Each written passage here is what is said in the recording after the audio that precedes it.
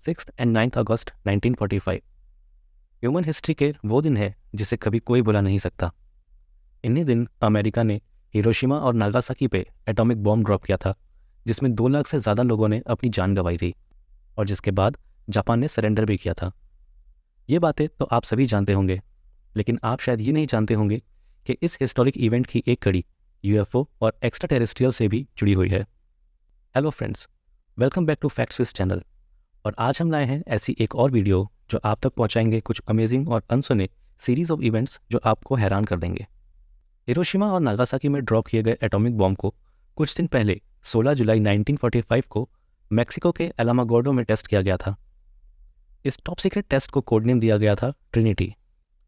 Trinity test human history में एक milestone था, क्योंकि ये दुनिया का पहला successful atomic bomb detonation test था।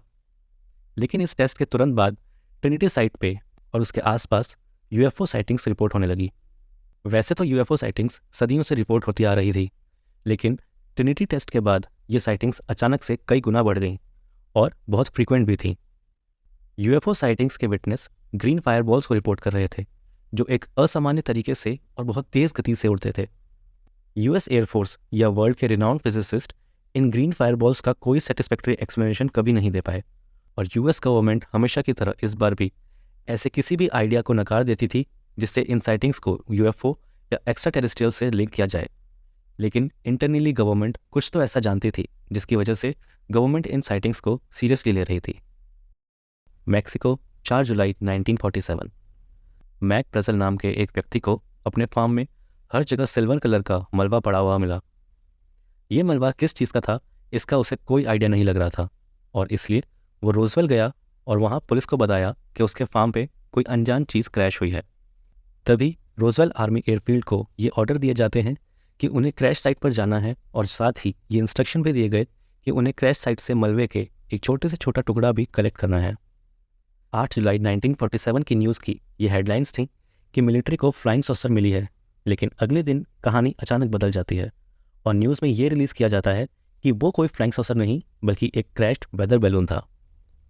रोजवेल बेस की मिलिट्री स्क्वाड्रन यूनिट उस टाइम दुनिया की इकलौती एटॉमिक बॉम्ब कैपेबल यूनिट थी, और ये बात किसी को भी कन्विंस नहीं कर पा रही थी कि इस यूनिट के इंटेलिजेंस ऑफिसर एक वेदर बैलून को गलती से कुछ और समझ सकते हैं, और एक बार फिर यूएस गवर्नमेंट ने सब कुछ कवर कर दिया।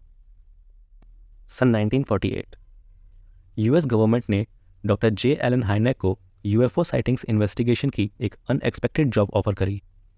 Doctor J Allen Hynek Ohio state university में professor of physics and astronomy थे।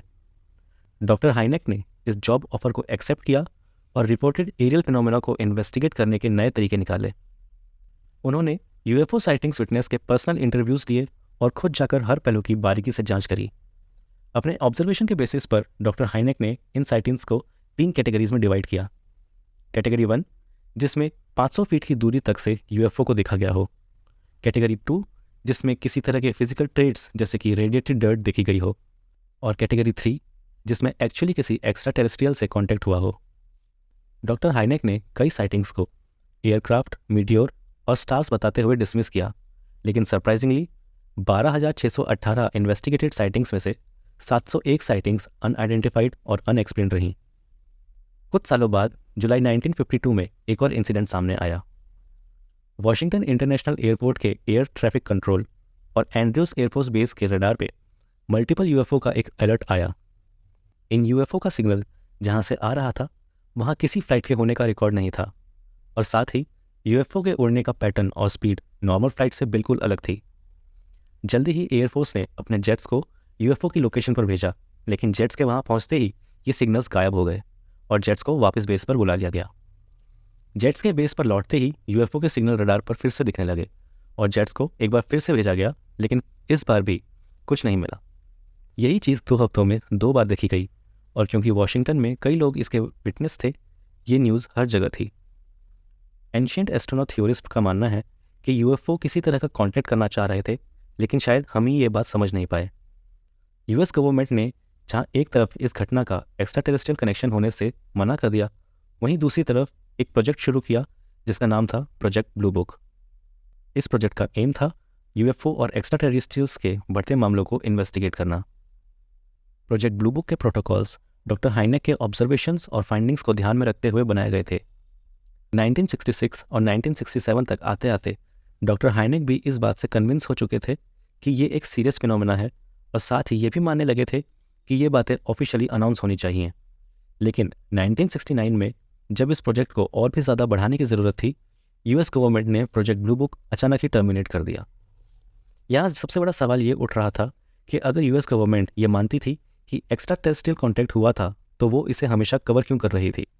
मे बी गवर्नमेंट ये मानती हो कि extra terrestrial disclosure US national security को कॉम्प्रोमाइज़ कर सकता है। लेकिन प्रोजेक्ट ब्लू बुक को टर्मिनेट करने के बाद सब ये मान रहे थे कि या तो यूएस गवर्नमेंट के कवर्स पब्लिक को कन्विंस नहीं कर पा रहे, या ऑफिशियल्स कुछ ऐसा जानते हैं जिसे वो अपनी रिपोर्ट्स में पब्लिक नहीं कर रहे हैं। वॉशिंगटन डीसी, अप्रैल 2011। एफबीआई ने हज़ारों केस रिकॉर्ड्स को अपने एफबीआई वॉल्ट में पब्लिकली रिलीज़ किया।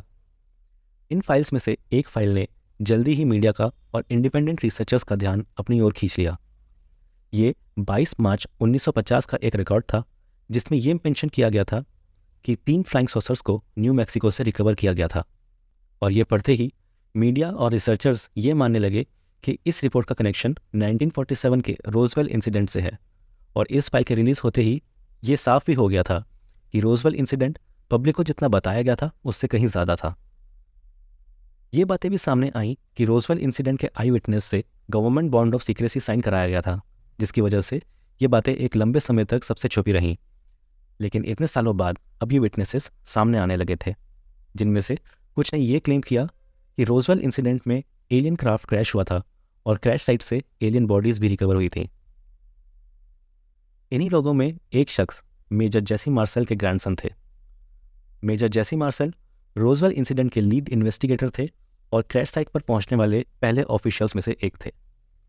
मेजर मार्शल के ग्रैंडसन ने अपने एक इंटरव्यू में ये बताया कि मेजर मार्शल ने अपनी फैमिली के साथ रोजवेल इंसिडेंट के एक्सपीरियंस प्राइवेटली शेयर किए थे। उन्होंने बताया कि मार्शल ने जब पहली बार क्रैश साइट पर पड़े मलबे को देखा, तब उन्हें कोई आइडिया नहीं लग रहा था कि ये किस चीज़ का है, और इसलिए उन्होंने मलबे के कुछ टुकड़े अपने पास रख लिए और उन्हें अपने साथ घर ले आए। ये टुकड़े एक पतली फॉइल जैसे थे जिसे मोड़ा और मरोड़ा जा सकता था, लेकिन इसे छोड़ने के बाद ये फिर से अपनी ओरिजिनल शेप में आ जाता था। मार्शल ने यह भी बताया कि मलबा जैसा दिखता था और न्यूज़ में पब्लिकली जो फोटो रिलीज़ करी गई थी वो अलग थी। पेंटागन, 23 अप्रैल 2019। यूएस नेवी ने एक फॉर्मल गाइडलाइंस जारी किए जिसको फॉलो करते हुए यूएफओ साइटिंग्स को रिपोर्ट किया जाना था। इन गाइडलाइंस में यह भी कहा गया था कि रिपोर्टेड साइटिंग्स को सीरियसली लिया जाएगा और थॉरोली इन्वेस्टिगेट किया जाएगा। इन गाइडलाइंस के चलते 2019 से 2021 तक कई यूएफओ साइटिंग्स को रिपोर्ट किया गया और 25 जून 2021 को पेंटागन टास्क फोर्स ने अपनी रिपोर्ट गवर्नमेंट को सबमिट करी, जिसका टाइटल था preliminary assessment unidentified aerial phenomena. 9 page की इस रिपोर्ट में ये मेंशन किया गया था कि नेवी प्रोटोकॉल अनाउंस होने के बाद टोटल 144 केसेस रिपोर्ट किए गए, जिसमें से सिर्फ एक केस को डिफ्लेटिंग वेदर बैलून के रूप में आइडेंटिफाई किया गया था, लेकिन बाकी 143 रिपोर्टेड साइटिंग्स अनएक्सप्लेन्ड रहीं। आज की टेक्नोलॉजी इतनी एडवांस होने के बावजूद भी इन्वेस्टिगेटर्स 143 केस का कोई एक्सप्लेनेशन नहीं दे पा रहे थे।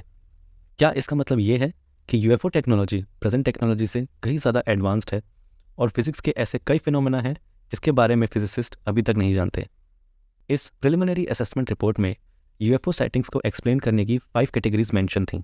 ये थी airborne clutter, natural atmospheric phenomena, US government programs, foreign advisory system और अदर्स। क्या यहाँ अदर्स का मतलब ऐसे फिनोमेना है जिसे प्रेजेंट टेक्नोलॉजी से आइडेंटिफाई और एक्सप्लेन नहीं किया जा सकता? इस रिपोर्ट में मेंशन एक और कोट इस बात की ओर इशारा करता है कि ये रिपोर्टेड अनआइडेंटिफाइड एरियल फिनोमेना हमारी समझ से कई ज़्यादा एडवांस्ड हैं। ये कोट था, we may require additional scientific knowledge to successfully collect on, analyze and characterize some of them. We would group subjects in this category pending scientific advances that allow us to better understand them.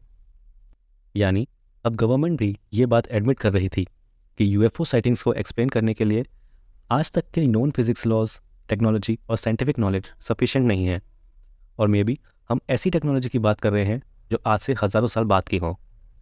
आपका aliens और UFO के बारे में क्या views है, हमें comment करके बताइए।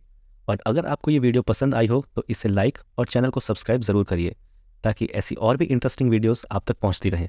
Thank you.